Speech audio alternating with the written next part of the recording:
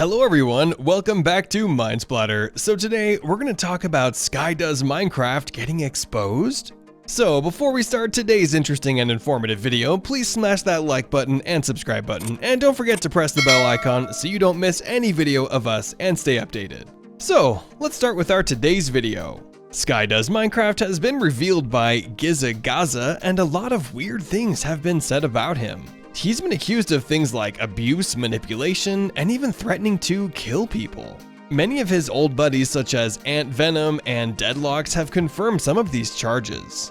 Overall, it appears that Adam is a really awful person behind the scenes, and Gaza, who used to be a fairly prominent YouTuber back in the day who did videos with Skydoesminecraft, has recently come out with his own experiences with Skydoesminecraft, so I'll be going through those.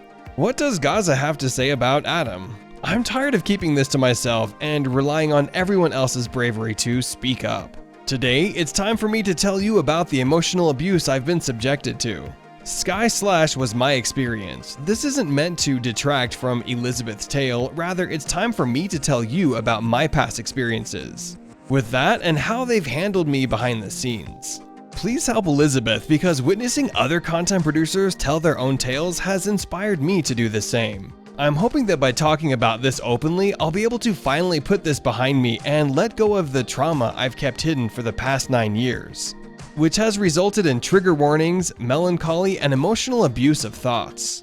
Then he claims that he doesn't have proof of part of this because it all took place on Skype between 2013 and 2014. Then he tells them not to convey hate to anyone involved in this.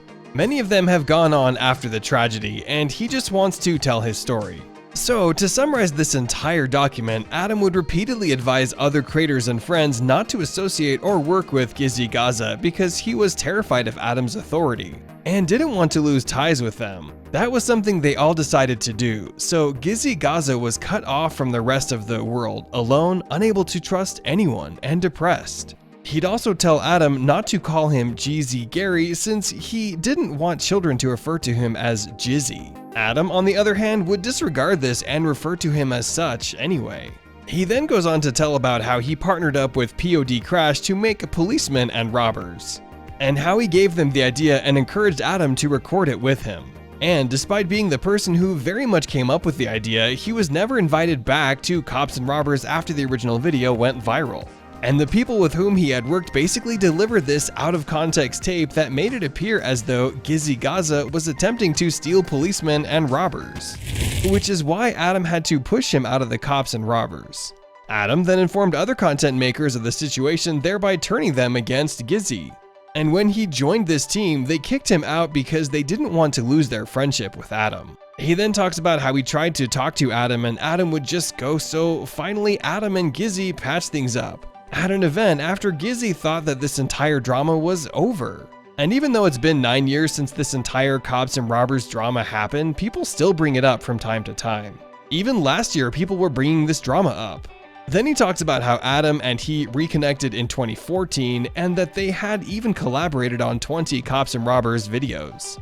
However, during one of these recordings, Adam's Siri accidentally dialed Nagazi's number. Gary and Gazi didn't like it, but they kept it in the film nonetheless, despite his desires. And he always walked on eggshells around Adam because it appeared like one minute they were friends and the next Adam was upset at him for some reason. He then got into a battle with a map maker, but they were able to patch things up the next day. Although Adam, for some reason, did not hold a grudge against him and even reached out to other content creators telling them not to work with Gizzy, and in 2014, no one wanted to be on Adam's bad side. So they just kind of did whatever he wanted, and as a result, Gizzy began to feel isolated and began to have suicidal thoughts.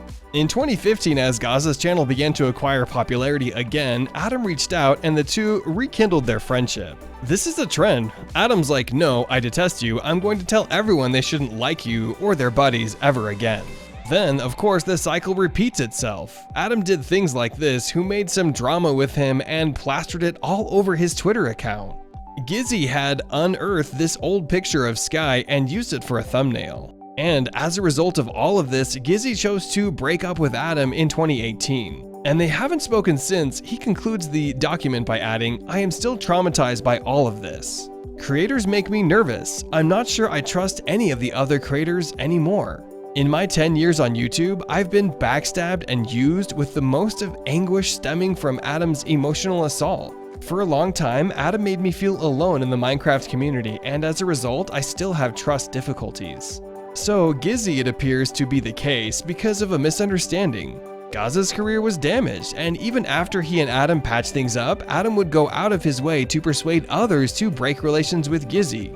And over the years, Gizzy became terrified of anchoring the sky whenever he would lash out. So what are your thoughts on this situation? These were just my thoughts on the subject. If you liked it, click the button. Also subscribe by clicking the button below. I'll catch you guys in the next one. Goodbye.